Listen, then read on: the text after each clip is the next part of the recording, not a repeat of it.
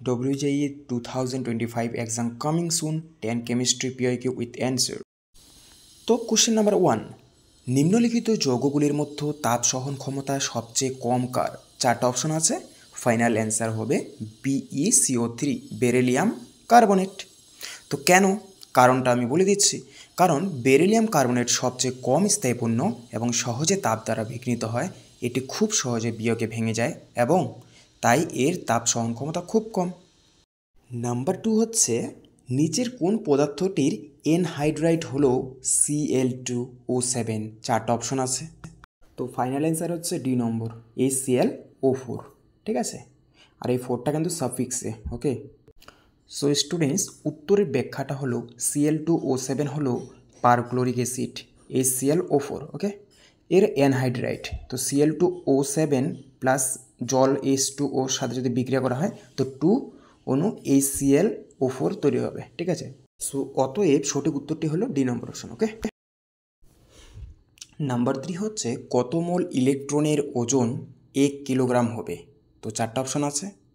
তো final answer হচ্ছে D নম্বর। ঠিক আছে, 1/9.108 ইন্টু 6.023 ব্র্যাকেট ক্লোজ ইন্টু 10⁸8। ওকে, সো এক্সপ্লেনেশনটা আমি দিয়ে দিচ্ছি, আমি উপরে দিয়ে দিলাম, এই ব্যাখ্যাটি তোমরা বুঝে নেবে। ঠিক আছে, তো 4 নম্বর হচ্ছে, ফেরিক আয়ন যে প্রুশিয়ান ব্লু অর্ধক্ষেপটি উৎপন্ন করে সেটি হলো, চারটা অপশন আছে।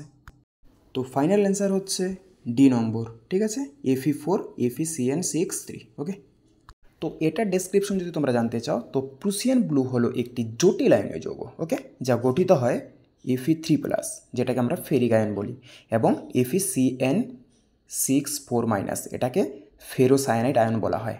ঠিক আছে, এর যে মিথস্ক্রিয়ায় এর রাসায়নিক সংকেতটা কী হবে? Fe4 FeCN6(3). তো এটাই হচ্ছে সঠিক উত্তর, নম্বর ডি।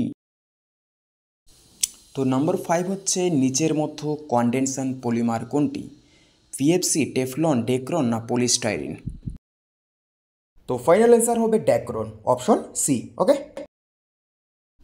তো নাম্বার 6 হচ্ছে, অ্যাসিড বৃষ্টিতে কোন পদার্থটি সবচেয়ে অধিক পরিমাণে উপস্থিত থাকে? আশা করি এটা সবাই তোমরা জানো। ঠিক আছে, খুব ইজি কোশ্চেন। তো ফাইনাল অ্যান্সার হবে সালফিউরিক অ্যাসিড। তো এটার ব্যাখ্যাটা হচ্ছে, অ্যাসিড বেসটির প্রধান দুটি উপাদান তোমরা জানোই, সালফিউরিক অ্যাসিড আর একটাকে নাইট্রিক অ্যাসিড। তো এর মধ্যে সালফিউরিক অ্যাসিড সবচেয়ে বেশি পরিমাণে উপস্থিত থাকে, যা কি সালফার ডাইঅক্সাইড, যেটাকে SO2 বলা হয়, বায়ুমণ্ডলে অক্সিডাইজ হয়ে তৈরি হয়। ঠিক আছে, তো নম্বর 7, নিচের কোন ইলেকট্রন বিন্যাসটি সম্ভব নয়? ফাইনাল অ্যান্সার হবে option C, N=2, L=0 and M=-1। তো ফাইনাল অ্যান্সার হচ্ছে অপশন সি। আর তোমাদের বোঝার সুবিধার্থে আমি উপরে ব্যাখ্যাটা দিয়ে দিলাম, একটু বড় তো তোমরা বুঝে নিও, আমি এক্সপ্লেনেশন করলাম না আর। ঠিক আছে,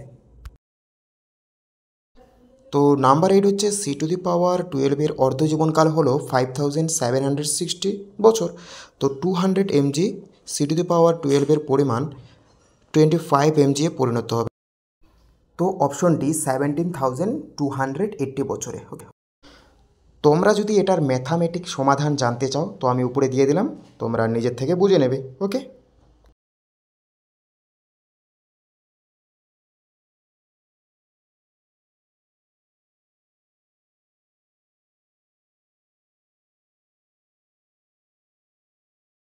কারণ হলো হাইড্রোজেন বন্ডের শক্তি সবচেয়ে বেশি হয় যখন ডোনার এবং অ্যাকসেপ্টর উভয় উচ্চ ইলেকট্রোনেগেটিভিটির উপাদান হয় এবং সাইজ ছোট হয়।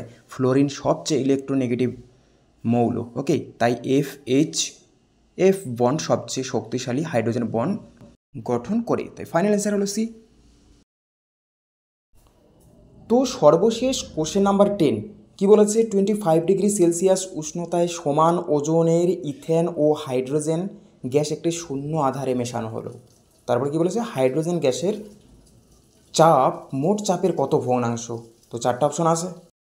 তো স্টুডেন্টস ফাইনাল অ্যান্সার হবে ডি নম্বর, 15:16। তোমরা যদি এটার গাণিতিক সমাধান দেখতে চাও তো আমি উপরে দিয়ে দিলাম, তোমরা নিজেরাই বুঝে নেবে, যেহেতু বড় তাই আমি এটাকে আর এক্সপ্লেন করে দিলাম না। ঠিক আছে, তো ওকে হ্যালো স্টুডেন্টস, আজ আমি তোমাদের সামনে 10খানার মতো কেমিস্ট্রি কোশ্চেন সলভ করে দিলাম, যেটা নাকি WBJEE 2018-এ এসেছিল, ঠিক আছে। তো তোমরা যদি আবার অন্যান্য যে সাবজেক্টগুলো আছে ম্যাথামেটিক্স এবং ফিজিক্স, সেসব সাবজেক্টে তোমরা যদি এরকম ধরনের পিএইকিউ কোশ্চেন উইথ সলভ তোমরা যদি চাও, উইথ সলিউশন তোমরা যদি চাও, অবশ্যই কমেন্ট করবে, কারণ তোমাদের ডব্লিউবিজেই এক্সাম আর বেশি দিন নেই। ওকে, সো আজকে তো এডমিট কার্ড রিলিজ হয়ে গেছে, তো তবে তোমরা প্রিপারেশন শুরু করে দাও। তো এখন বর্তমানে তোমরা বেশি বেশি পরিমাণে মক টেস্ট দাও এবং পিএইকিউ কোশ্চেনগুলো অ্যানালাইসিস করো কীরকম ধরনের কোশ্চেন আসছে ডব্লিউবিজেইতে। তো আশা করি তোমাদের এক্সাম খুব খুব ভালো হবে। তো নেক্সট দেখা হচ্ছে পরে কোনো একটা ভালো কন্টেন্ট নিয়ে। বাই।